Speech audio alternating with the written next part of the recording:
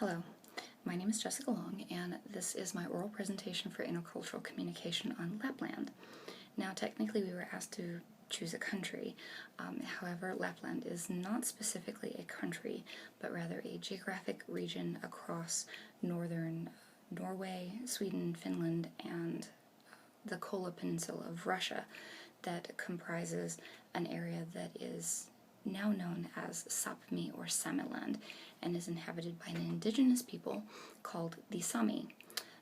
The Sami are typically thought of as nomadic, colorful reindeer herding people living in hide teepees called lavu and following vast herds of tame reindeer as they migrate across the tundra. Today the picture is much more complicated than that, obviously. Approximately 100,000 Sami still live in the Sapmi or Samiland, which is what Lapland is now known as. It's a diverse geographic region which is comprised of coastal fjords, mountains, and tundra plain. So people make their living in a lot of different ways today. Only about 10% of the population still herd reindeer.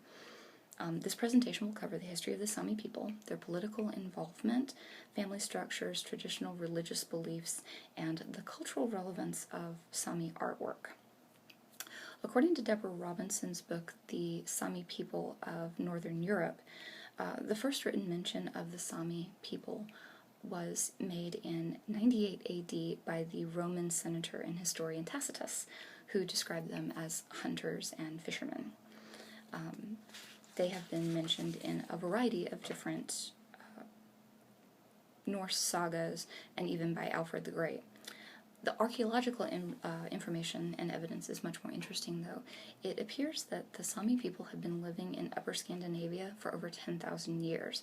Their language is comprised of 10 distinct dialects and is originally thought to come from the Ural Mountains in central Russia. So 10,000 years ago, the ancestors of the Sami migrated, probably pushed out by more warlike tribes, into the northernmost regions of Scandinavia. In the 16th and 18th centuries, the Sami were subjected to Christian missionaries. Most of those attempts to convert the Sami to Christianity were unsuccessful until the mid-1800s, when a half-Sami missionary, Lars Lestadius, managed to single-handedly convert most of the Sami population to the state religion of Lutheranism. The only group that is not specifically Lutheran is the small Sami population that lives in the Kola Peninsula of Russia, and they tend to identify as Eastern Orthodox.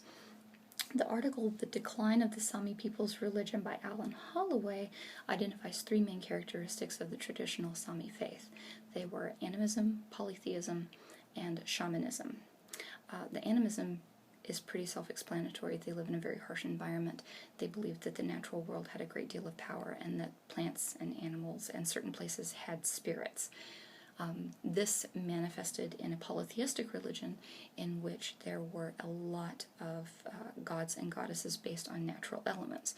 There was a sun and moon goddess, there was a thunder god, so a lot of different natural features of the world were attributed to the acts of the gods.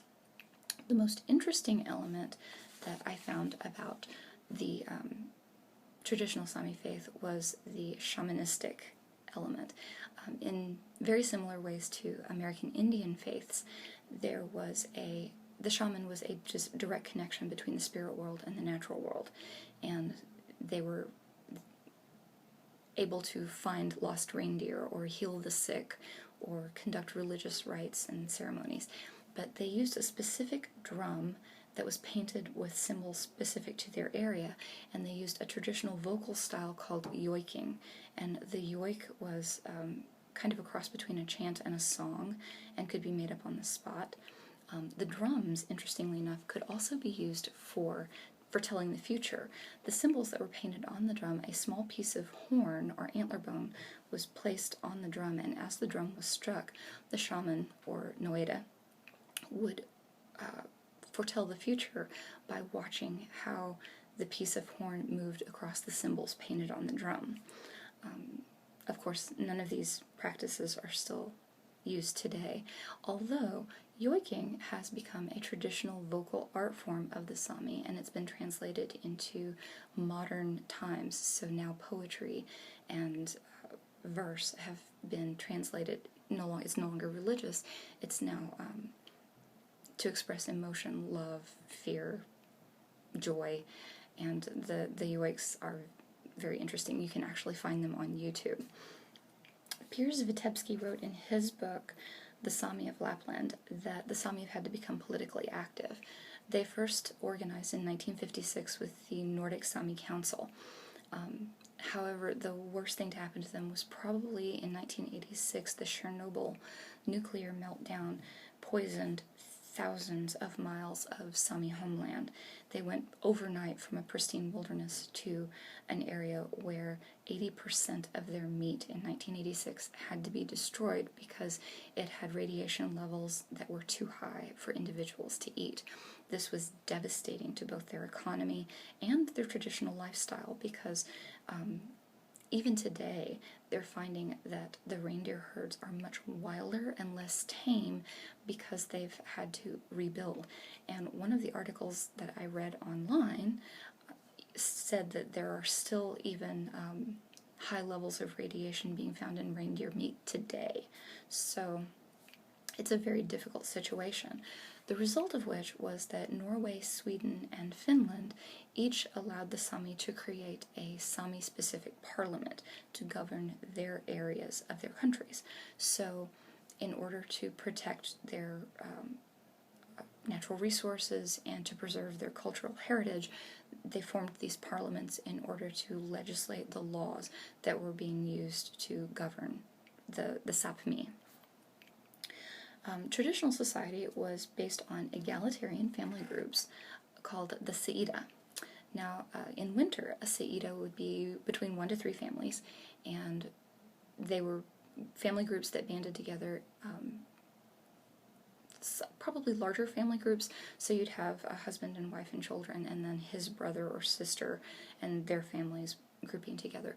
Usually no more than 3 families in the winter, and this was because resources were so very scarce. In the summer and during migration seasons, you would find the Seida expanding into family groupings of maybe 20 to 30 families, as resources were much more plentiful. Interestingly enough, today, the traditional family unit is the nuclear family. Children are very highly prized in Sami families, but what I found most interesting was that a Sami community is still today called a Seida, even though it's no longer comprised specifically of family groupings.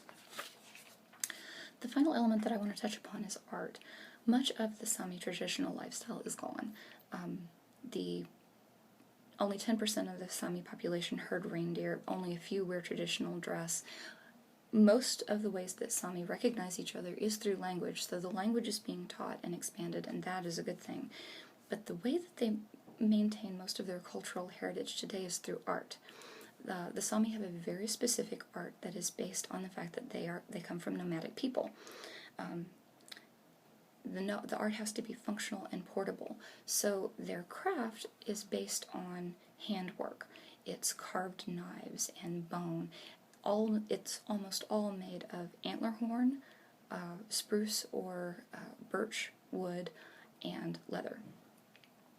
As someone with Native American heritage, it speaks to me that the people of the Sápmi have managed to maintain their heritage through the same sorts of trials and tribulations that American Indians in the United States had to. For example, children were taken away up until the 1950s and sent to state-run schools where they were not allowed to practice their cultural heritage or even learn their own language.